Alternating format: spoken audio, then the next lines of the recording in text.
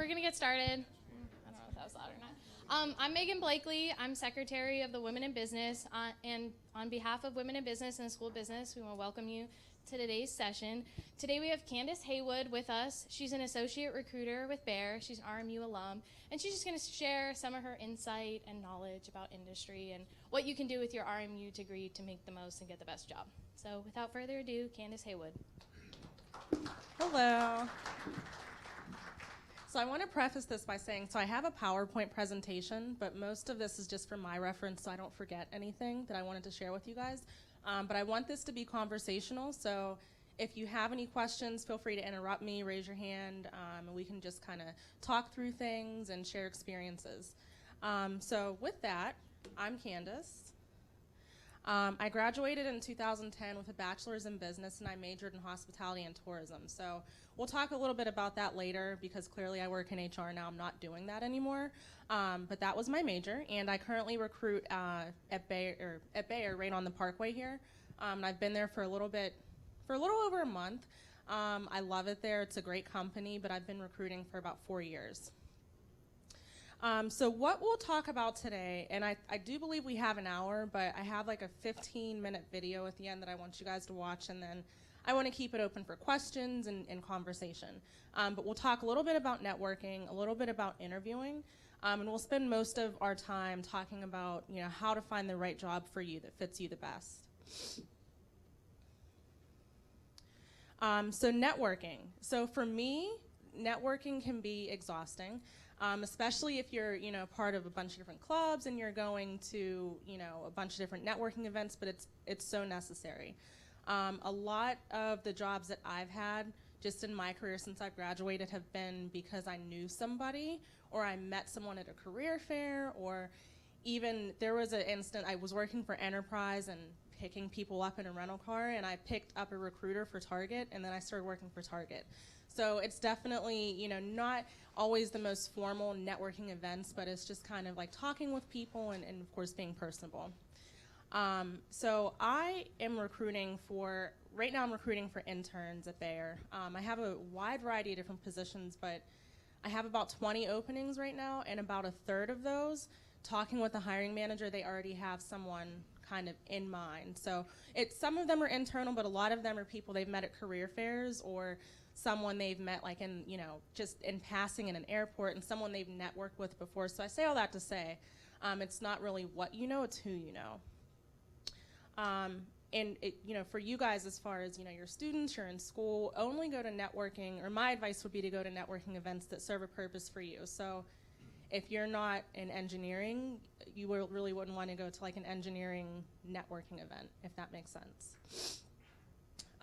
And of course, again, networking in your everyday life outside of events. So, make sure you always have an elevator pitch, what it is you're looking to do, who you are, what your plan is, a business card, and then also remember your brand. So, of course, again, you could be sitting on an airplane next to a potential employer, have a great conversation with this person, but always keeping in mind your brand. You might have an awesome conversation with this person, but then if they see you, kind of having a weird interaction with like one of the flight staff, that could kind of, ruin that opportunity for you. So always just being aware of who's around, who you're talking to, what types of interactions you're having. So a little bit about me. In my time as a recruiter, I've conducted probably well over 500 interviews. That's just like a rough estimate. I kind of lost count after the first 100. But my 5 top tips for interviewing, and I know that there was another session about interviewing, so I just kind of wanted to skim over this but give you my perspective. So smile during all encounters. Even if it's a phone interview, which a lot of companies are moving towards, just to have for the preliminary selection, smiling on the phone. So it's interesting, like you can tell as a recruiter when I'm on the phone with a candidate who is like really excited about the position, who's really kind of like not really feeling it. I can tell if you're laying down in your bed, which you shouldn't be doing, but believe it or not, people do it. I've interviewed people that were half asleep, that were drunk, all types. But, if you're sitting up, and when you sit up and put your shoulders back and smile, it really projects over the phone and makes you really sound like you're interested and excited and about the position. That'll set you aside from someone who's just qualified. So then not only are you qualified, but you're actually excited and enthusiastic about the position. Asking questions and observing the work environment. So of course this would go if you were to be selected for an in-person interview.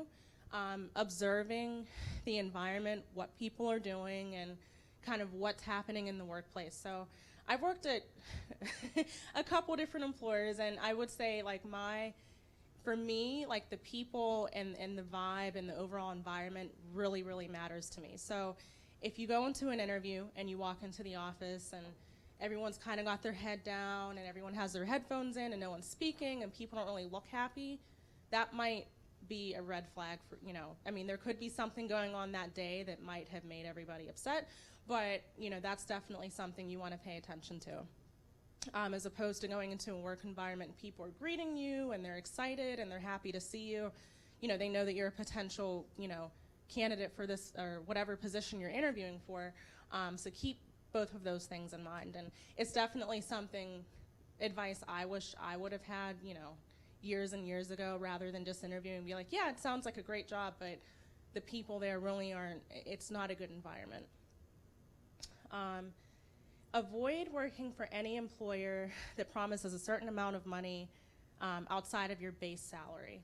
So any employer, even I don't work in sales, but even if it's a sales position, I always say to avoid working for any employer who is promising you something after a certain amount of time based on your performance. And I say that because they haven't seen you perform to know whether or not that's really going to happen. So it's almost, I find that employers will sometimes, use that to pull people in, especially, new grads, because you guys are anxious for jobs and you really want to get started. So they'll promise you like X amount of dollars by a certain time. Well, you're really going to do this, and I can tell in your, your stance and your personality you're going to do well. Well, they don't really know you, so I'd be wary of that. Research companies that you were interviewing for on Glassdoor and read the reviews. So a lot of people have mixed reviews on this advice. I think it's definitely something that you should do, because even when you think about it, when you go to a restaurant, if you go to a place, they only sell burgers, okay? If you read all the reviews and like 1 out of 5 reviews say, this was terrible, it was the worst burger ever, but the other 4 are really good, 9 times out of 10, you're gonna have a good experience, as opposed to if you read a review about something and it's mixed reviews, more leaning towards like really poor reviews, I find that people really don't take the time to write reviews unless they're like 90% truthful. So keep that in mind as well. And then become an expert on behavioral-based interviewing. So behavioral-based interviewing is interviewing questions where they're asking you to describe a situation. And I always use this acronym BAR. Take the interviewer to the bar. Give them a little bit of background about the situation, what your action was, and then the final result. And that's what I use when I'm interviewing candidates, whether it's in person or on the phone. Really trying to get a gauge for how you behave and how you react to certain situations. Clearly you're qualified if we're having a conversation and you've applied and I'm reaching out. So now I kind of want to get a feel for what is this person like? How do they respond to stress? How do they respond to working in a team? So just one example question. Tell me about a time that you collaborated as a team. So, and I underlined as about a time because a lot of times I get, candidates who will say, oh, I do that every day. That's what I do. I like working as a team and I do that every day. Well, that's not really a full, complete answer. You want to say, well, and if you don't have any work experience, you can always, go back to a time where you worked as a team in a class. There was a time that I was put in a group and, there was one person that really wasn't doing their part, so I, sat down with that person and had a conversation and asked, if they needed any of my help. And as a result, that person ended up pulling through and doing their part of the project, and we got an A. So, giving good examples as well is another piece I would say. even though you're describing a situation, you want it to really be a good situation where there's a really good final result, where it really showcases your skills and your personality. So how to get the job you want, and how to get something that really fits what you're looking for. So again, I mentioned I majored in hospitality and tourism. Clearly, I work in HR. I'm not working in a hotel or a cruise ship or anything like I thought I would be.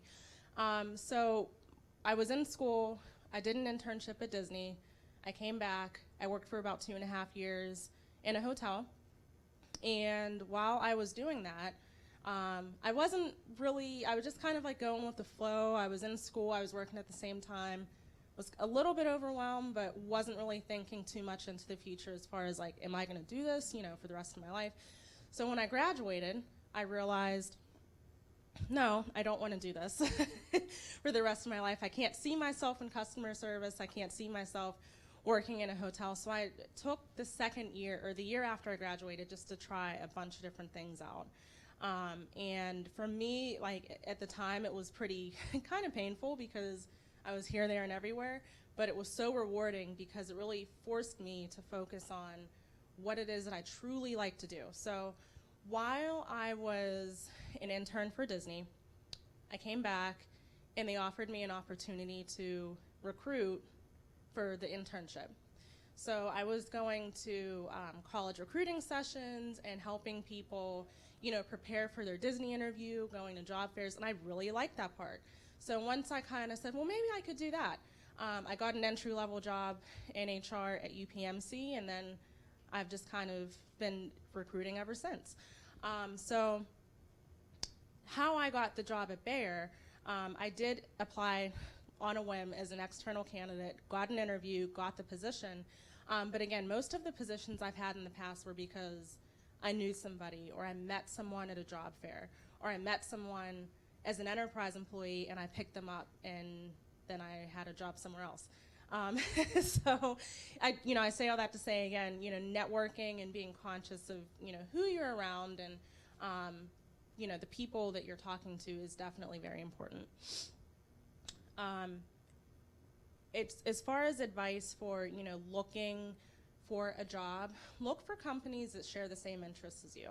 So interests like social responsibility. So if, volunteering out in the community and planting trees and doing all that, those types of things, if that's something that really interests you, look for companies that do those types of things, because there's a good chance that even in the corporate workplace that it's gonna be a good match. Diversity initiatives, if that's something that's important to you as well, look on their website, follow them on Facebook, their YouTube channels. You'd be surprised how many companies have YouTube channels. I didn't realize Bayer had one. They have like hundreds of videos about Bayer stuff, but follow them on YouTube as well. And then becoming familiar with the following 3 questions, and it's not something I don't really think we have time to do today, but just write these down and think about them on your own time. And it's more or less getting familiar with who you are as a person, so you can find the best company to fit what you're looking for. So asking yourself, who do I want to be? And that's not just to say, well, I want to be a VP, or I want to be the director of sales. Do you want to be a mother one day? Do you want to be an author? Do you want to be someone who's able to travel? And keeping all of those things in mind while you're looking for an employer, if you want to do some of these things, is that company going to allow you to do that? Some will, some won't, but definitely keeping that in mind is very important. Where do I want to go? Do you want to travel? Do you want to stay in Pittsburgh? I'm sure all of you aren't from Pittsburgh, but do you want to stay in your hometown? Where is it that you really see yourself? And again, asking those things, is this something that's going to allow me to go those places and see those things? Definitely, if you're taking like an entry-level position and it's a small company, you're not going to be there forever. That's a little bit different. But as you get further on in your career, thinking about, well, I'd really like to go and travel to Europe for a month. And, if you have a job, taking a job 5 years down the road that doesn't offer vacation time, that's an issue. So thinking about that as well. And then overall, how do I want to feel?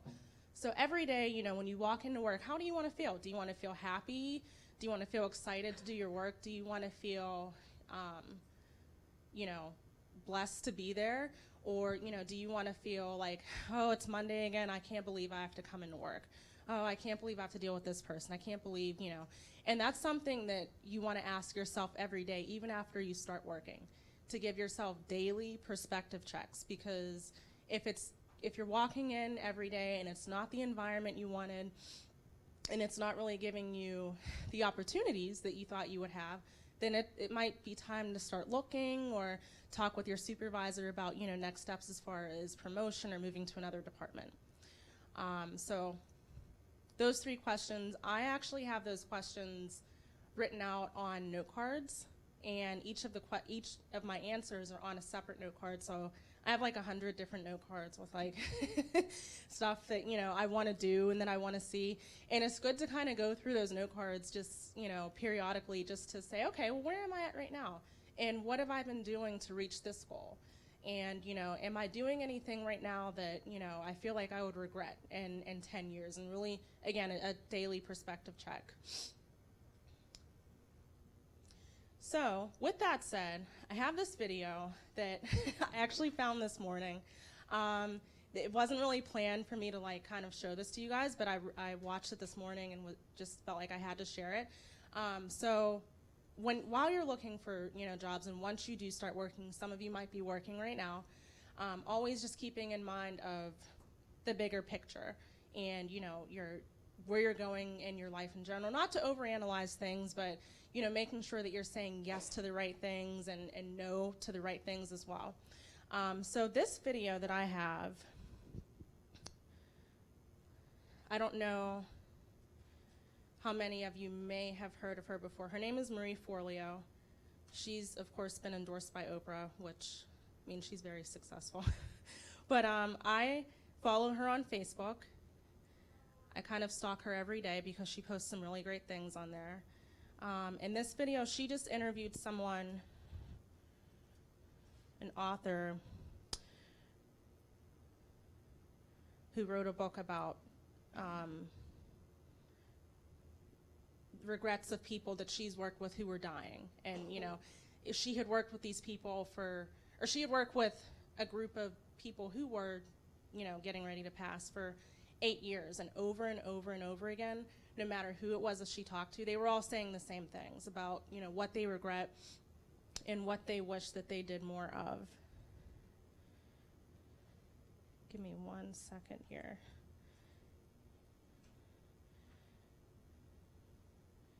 Oh, let me see if there's sound. Give me one minute.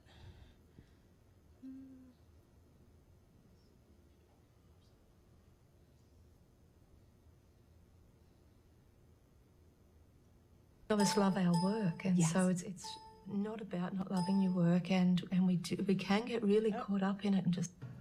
Hey, it's Marie Forleo, and you are watching Marie TV, the place to be to create a business and life you love. And today you are in for such a treat because I have on an author who wrote a book I've mentioned many times before. If you're interested in living a regret-free life, this is a must-watch.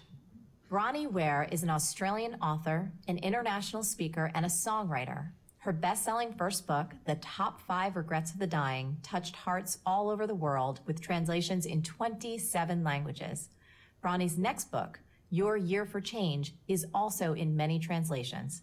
As well as being an author, Bronnie became a late-in-life mother and is a master of balance, conscious choice, saying no, and regret-free living.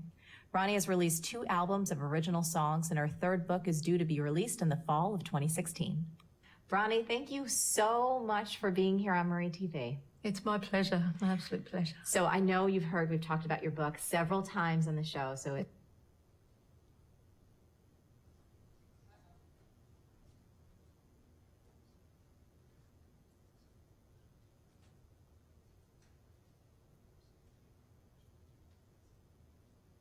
and her third book is due to be released in the fall of 2016. Bronnie, thank you so much for being here on Marie TV. It's my pleasure, my absolute pleasure. So I know you've heard we've talked about your book several times on the show, so it's such an honor to actually get to talk to you. about the whole process. So let's go back. You know, you had the opportunity to be with so many souls through your work in palliative care. Yes. How quickly did you start to notice some common threads in the regrets? It was certainly within the first year. Yeah. So I worked on and off for 8 years with dying people. So quite soon into the journey, it was like, hang on, I've had this conversation before. You know, what's going on here? Yeah. And did you start writing things down or taking notes? Well, I always kept a journal anyway, and because my patients were often asleep or resting, I had a lot of long hours, so I would just write in a journal, not having any idea that it was actually a future book coming together. It was more just about my life and how it was being influenced by the people I was looking after individually. So, yeah, I just kept writing, and over time I found myself writing similar things, you know, as well as having those similar conversations. So, and what was the journey like? So you did all of this incredible work, and then take us to the point where you were inspired to write the blog post. I just finished working with dying people. I was in a place where I really wanted to work where there was some hope. And, you know, obviously once people are dying, they're on their last chapter. So I'd managed to set up a songwriting program in a women's jail, and an editor for a magazine asked me to write an article about how the songwriting course came about. And so I was teaching guitar and songwriting to female inmates at the time. And when I wrote that article, I thought, this is crazy. I love writing. You know, why aren't I writing more? I'll start a blog. And so I thought, well, what do I write about? And got some very clear guidance, just write what you know. And I thought, okay, well, you know, I've just finished working with dying people. I'll write about that time in my life. And so I just sat down with really no forethought at all, and just thought, okay, well, how has it affected me the most? Why, you know, what have I learnt from the dying people the most? And straight away it was regrets. And I thought, oh, of course, you know, that's been shaping my life for the last 8 years. And so I ended up writing the article based on my old notes, but also just on my memory of the conversations. Posted the article, and then for about 6 months it sat and had a little bit of movement here and there where people asked to share it. And then about 6 months later, it just went, and I wasn't ready for that sort of publicity 6 months earlier. So I was growing into that readiness for it, and then in time that grew into a book, and the rest is history. Yeah. So was it shared about 3 million times? In the first year, it was shared 3 million. In the first 2 or 3 years, it was well over 8 million views. Yes. Wow. Yes, yeah, it's hard to comprehend, really. And what were some of the notes and the letters that you were getting from people? Because it's, I mean, the ideas and the concepts are very simple, but they hit you right in the heart. And for so many of us, and myself included, it resonates as the truth. Yes, yeah, and I think that's what happened is it did resonate with so many, but I think the simplicity of it was part of the appeal. And that it gives people permission to actually make those choices, because it's not just someone else telling them. It's dying people who were walking their talk. You know, they had the regret at the end, and it was so strong, the message. So I think it was mostly about just the simplicity of it and the permission that it gave the reader. Yes. I'm curious, when you were actually hearing those regrets, because you're a sensitive soul, you're a creative soul. Was it hard emotionally to be there and stand there and care for these people, and at the same time have so much emotion that you're absorbing and listening to? The level of anguish and frustration that the dying people expressed while they were sharing these regrets, it was impossible not to be affected by. Yes. But I also had to trust that was their life path, and at least they were learning these things at the end. And some of them made me promise that I would share the wisdom on so that people would learn from their mistakes. So if anything, I just felt very honoured and grateful to be that messenger, and to also have the lesson given to me repeatedly so that I was actually incorporating it into my own life. I couldn't teach it without walking it myself. So if anything, it was as heartbreaking as it often was for me, there were plenty of tears in the bathroom with the door closed during those years. But as difficult as that was, it was also far more an honour than anything to work in that role. Let's take a look at regret number 1, which is so powerful. I wish I'd had the courage to live a life true to myself, not the life others expected of me. And I was so moved by Grace's story, specifically when she said, I mean it. Promise this dying woman that you will always be true to yourself, that you will be brave enough to live the way you want to, regardless of what other people will say. Yeah, Grace still affects me on a day-to-day basis. Not always consciously, but those months with her were certainly life-changing. And she had she'd stayed in a marriage that was very unhappy, and then as soon as her husband went into a nursing home, she was diagnosed with terminal illness, and it was quite aggressive. So all of the dreams that she'd put on hold, thinking maybe she'd get some freedom at some stage in her life, were gone. There was nothing she could do about it. And she was just a really small lady, but she was fierce in her resolution and her determination to make me promise her. And her regret was so tangible. It was shocking. Yeah. And did you hear those similar kind of words from so many of the other people? Over and over. Just do your own thing, love. Don't listen to what other people say. And wish I hadn't done this, wish I hadn't done that. It came from all different angles, and men and women, just all different circumstances, but really, in a nutshell, the same message over and over and over. Yeah. And then regret number 2, which is one that I think will resonate not only with our culture right now, but especially for entrepreneurs and hardcore creatives. Yes. The regret, I wish I hadn't worked so hard. Goodness gracious. Every time I pick up your book, I look at the blog post, because I do look at it often, because I just feel like it's so important to be reminded of these ideas. And John's story is something that I don't think anyone watching the show couldn't relate to. When he says, you don't create a life where you're going to regret working too hard. He said, even though I didn't know I was going to regret it, deep in my heart, I knew I was working too hard. And I think there's so much wisdom in that. Yes. On one level, you don't think you're going to regret it, but there's a small voice inside, isn't there, when we're pushing too hard. Yes.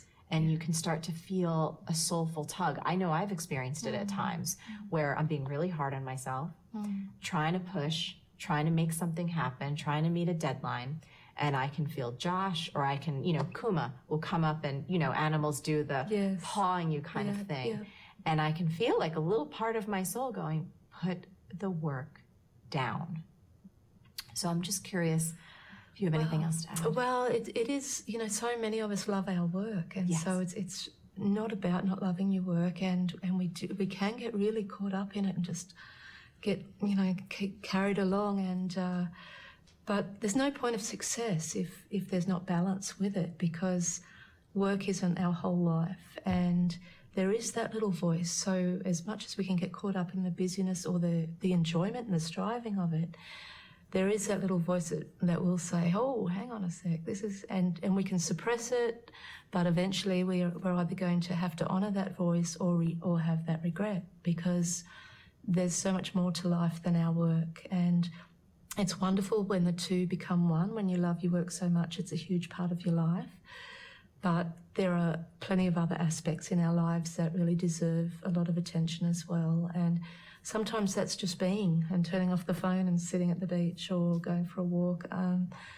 Just acknowledging that it's okay to switch off from work and give some solid time to other important aspects of our lives. Yeah.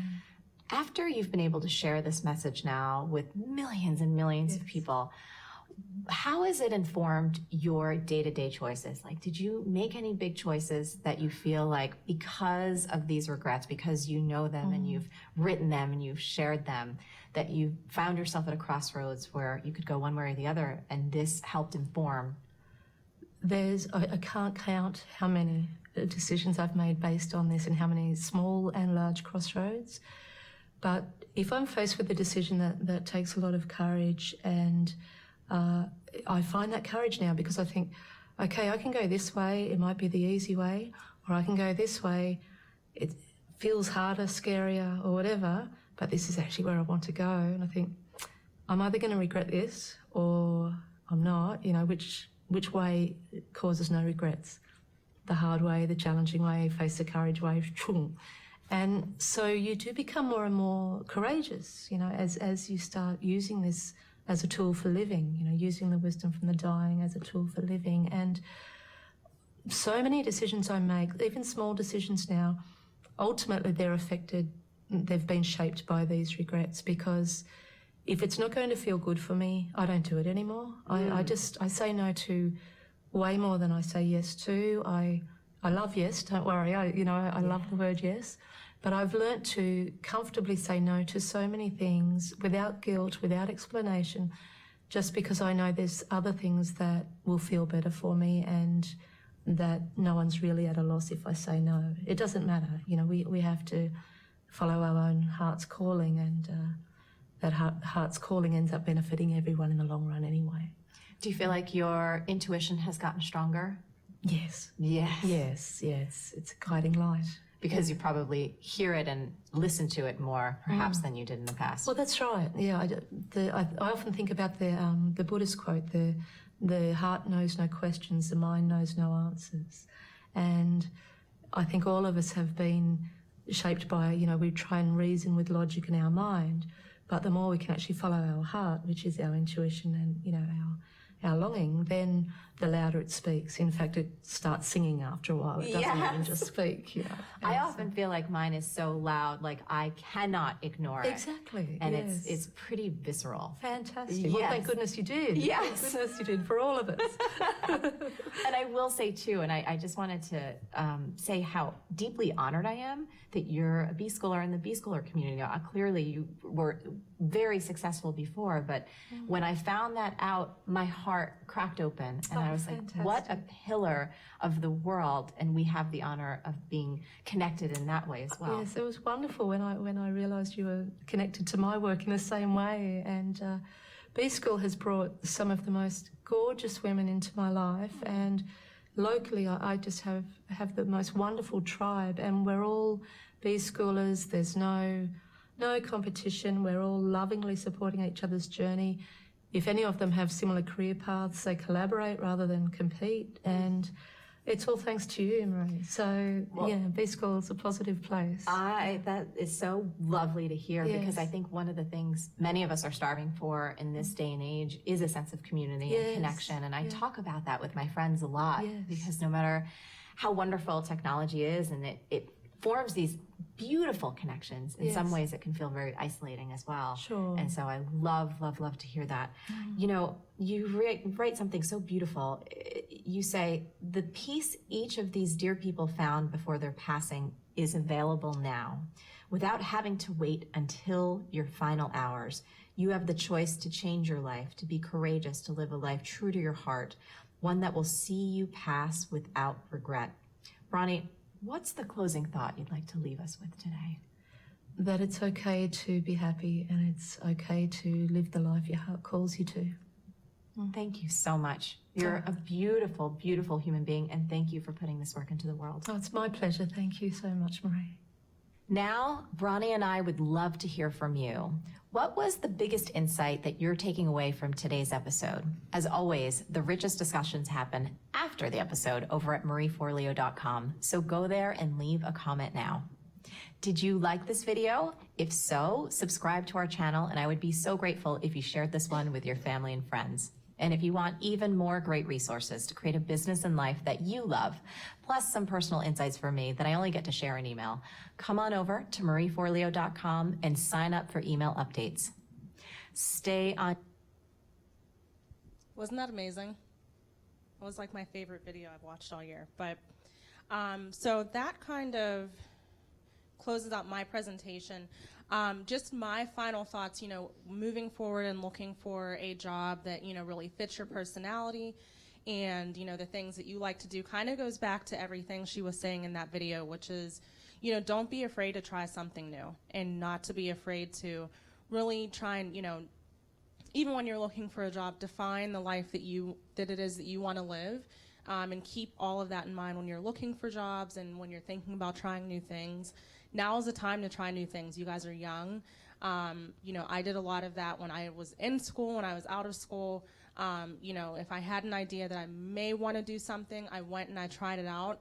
And, it's a win-win situation either way, because you never want to regret not trying it, but then it's also good to know that you may or may not like it. So that's all I have. I have my contact information at the end here. If you guys want to keep in contact on LinkedIn or email me, that's my Gmail and my personal account, so you can feel free. Did anyone have any questions about the video, about networking, about interviewing, about anything in general? You can even be off topic.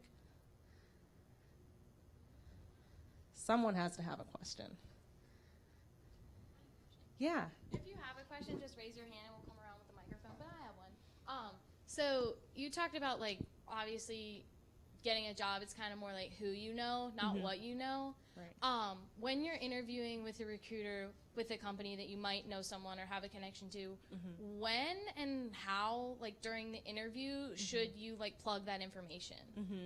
That's a good question. So you can always, whether it's a phone interview or an in-person interview, it's always good to mention it, but it's kind of like how you mention it. So if you, let's say the person that you know at the company really likes taking advantage of, or really likes the fact that, it's a company that's like ahead of the game. We'll use Bayer, for example. So Bayer, they are a very socially responsible company. Again, all their YouTube videos I had watched before I interviewed, just so I knew everything about Bayer going in. But, one thing that I mentioned in my interview was that, I really like that, even though Bayer is known for their pharmaceuticals and for, their like plastics and things like that, and of course the aspirin, one thing I did like was that they have a whole crop science division, and that they are, socially responsible with, creating, or not creating seeds, but, staying ahead of the game as far as where we are, as a human race on the globe, and making sure that we have enough food for, years and years to come. So if you know someone that works there, you could say, I know that so-and-so really likes the fact that, Bayer is involved in these types of initiatives and, X, Y, and Z, and I really feel like that aligns with what I'm interested in as well. So you could say something along those lines. It's good to mention it in that way, but it's never good to mention it in a way where it's like, well, I know, my uncle's best friend, he works in this department, so that's how I got this interview. Like, you never want to sound like that, because then you're going to get rejected. Like, you're going to get a rejection letter like in 24 hours. It just doesn't look good. It doesn't feel good, because there's a lot of people out there that, even though you have an in, you don't want to like use that to say, well, I know I'm going to get this job, or I better get this job. So, good question. Any other questions? She's going to bring the mic around. Questions about interviewing? No? Questions about networking? You guys are funny. Okay. What time is it? So if you were too scared to ask your question in the group setting, you can come up afterwards and ask Candace, but let's get a round of applause for Candace. Thank you. Thank you for having me. Oh yeah, the raffle. So when you came in, you should have got a raffle ticket, and Candace is going to pull those, so pull those out. We'll see what your number is. Let me shake them up. All right. So 2, right? Yeah. So do one at a time. Okay. All right. All right, the first one, 608198. This is for a t-shirt.